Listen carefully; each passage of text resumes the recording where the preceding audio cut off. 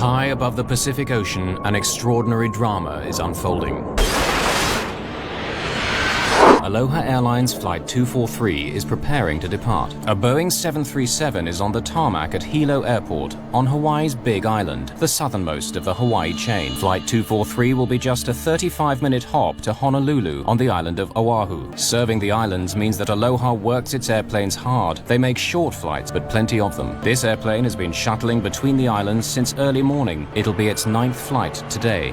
For the flight crew, it's a routine they've followed for many years. Captain Bob Schornsteimer has been flying for 11 years with Aloha Airlines. His first officer, Mimi Tompkins, is hoping for promotion to captain after almost 9 years with Aloha. Each of the flight attendants has a long service record too. At 1:25, Flight 243 is ready for takeoff. This airplane often rattles and shakes on takeoff and landing, but it's something the crew and regular passengers have grown used to. Though he's the captain, Bob Schornsteimer has chosen to take charge of radio links with air traffic control. It's Mimi Tompkins who'll fly the plane to Honolulu. Most of the flight time is taken up in climbing to their cruising altitude. It'll take 20 minutes to climb to 7,300 meters. For many passengers, soaring high over the Pacific is all part of the daily routine. The flight's so short that the attendants serve drinks while they're still climbing. They can move around, but the passengers are still strapped in. It's 1:45. 20 minutes into the flight, the aircraft is at cruising height. The crew relax. In perfect flying weather, everything is following the familiar pattern.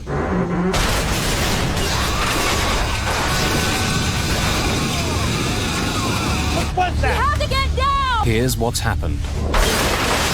An explosive decompression has torn away 35 square meters of fuselage. Only seconds have passed since the explosion. The wind noise makes it impossible for the flight crew to communicate. I can't hear you! Lost pressure! Now, for the first time, they gain a sense of what's happened. Visible over a mound of tangled debris, there's blue sky where the airplane roof used to be. The first 5 rows are now completely exposed to the sky on both sides of the plane. The initial threat of being sucked out is past since the airplane's now completely depressurized, but passengers are still in danger. The cold and oxygen deprivation are both potentially deadly. As the aircraft hurtles down, passengers face a new terror. Wreckage blocks their view of the cockpit, and when the airplane split apart, the nose dropped down by around 1 meter. The plane is held together by just the narrow floor beams. The nearest place where they can try to land is the island of Maui. Kahului Airport lies between 2 volcanic mountains. Between them and safety lies a 3,000-meter high summit. To fly from the location of the explosion to the safety of Kahului Airport, the pilot needs to carefully maneuver, avoiding this high ground. Can the fragile aircraft survive the stresses of turning, or if they ever reach the airport, of landing? At 3,000 meters, flying west of the mountain, the pilot slows the aircraft and as gently as possible begins the right-hand turn towards Kahului. Passengers sense that someone must be in control of the aircraft. Meanwhile, those on the ground are unsure about what kind of crisis they're facing. Crash rescue teams prepare themselves for a worst-case scenario. At high speed and without the nose gear, a crash landing followed by a catastrophic fuel fire now seems inevitable. As they prepare for an emergency landing, warning lights indicate that the forward landing gear has not deployed. If so, the airplane will most likely crash and burn.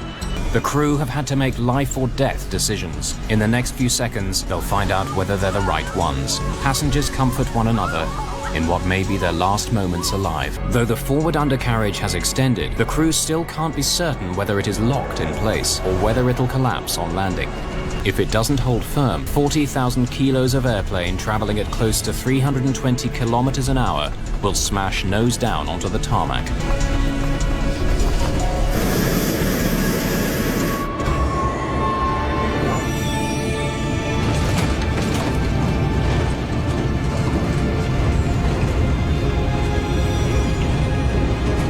One reverse! Okay. Thrust reverser! In this extraordinary video, captured moments after landing, the amount of damage the airplane suffered is difficult to comprehend. An emergency evacuation of passengers who escaped injury has just been completed. Some injured passengers have still to be helped from the plane. How it flew for those 13 terrifying minutes seems astonishing. Captain Bob Schornsteimer is thanked by passengers who just minutes before had expected to die. The tension is released.